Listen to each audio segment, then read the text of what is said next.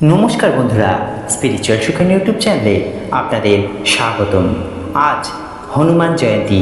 আজকের দিনে হনুমানজির পূজা, মন্ত্রপাঠ, হনুমান চালিসা পাঠ ও হনুমানজির ব্রতকথা শ্রবণ করলে হনুমানজির বিশেষ আশীর্বাদ পাওয়া যায়।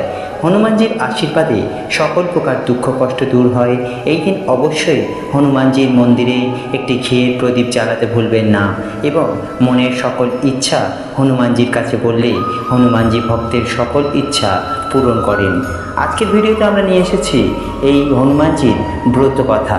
তাই ভিডিওটি শুরু করার আগে সবাইকে বলবো, ভিডিওটি ভালো লাগলে একটি লাইক করবেন, শেয়ার করবেন এবং চ্যানেলে যারা নতুন আছেন অবশ্যই চ্যানেলটিকে সাবস্ক্রাইব করবেন। গোস্বামী তুলসীদাসজি তার হনুমান চালিসায় লিখেছেন, 4 যুগ প্রতাপ তোমারা, অর্থাৎ সত্য, ত্রেতা, দ্রাপর এবং কলি, এই 4 যুগ ধরে হনুমানজির প্রতাপ বর্তমান রয়েছে।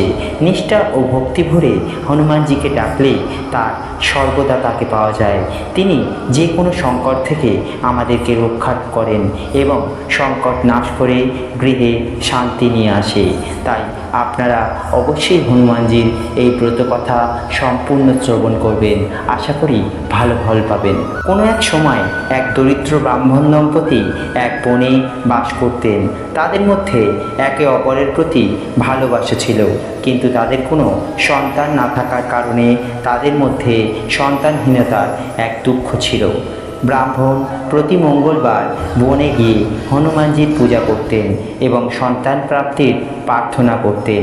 ব্রাহ্মণ পত্নীও হনুমানজির অনেক বড় ভক্ত ছিলেন এবং মঙ্গলবার করে তার পূজা করতেন।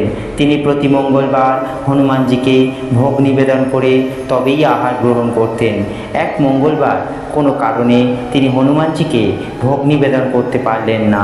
তিনি অত্যন্ত দুঃখিত হলেন এবং সংকল্প গ্রহণ করলেন যে আগামী মঙ্গলবার হনুমানজিকে ভোগ নিবেদন করবেন, তবেই আহার গ্রহণ করবেন। তিনি তার সংকল্প মতো আগামী 6 দিন উপবাস ছিলেন, কিন্তু আগামী মঙ্গলবার তিনি হনুমানজির পূজা করার সময় অজ্ঞান হয়ে পড়লেন।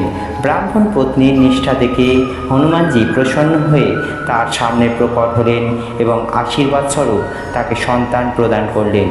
ব্রাহ্মণী অত্যন্ত খুশি হলেন এবং সেই সন্তানের নাম রাখলেন মঙ্গল। কিছু সময় পরে ব্রাহ্মণ ঘরে এলেন এবং ঘরে বাচ্চার আওয়াজ শুনে আশ্চর্য হয়ে ব্রাহ্মণীকে বাচ্চা সম্বন্ধে জিজ্ঞেস করলে ব্রাহ্মণী সব কিছু খুলে বললেন, কিন্তু ব্রাহ্মণ তার বিন্দুমাত্র বিশ্বাস করলেন না। ব্রাহ্মণের সন্তানের প্রতি ঘৃণা জন্মাতে থাকলো।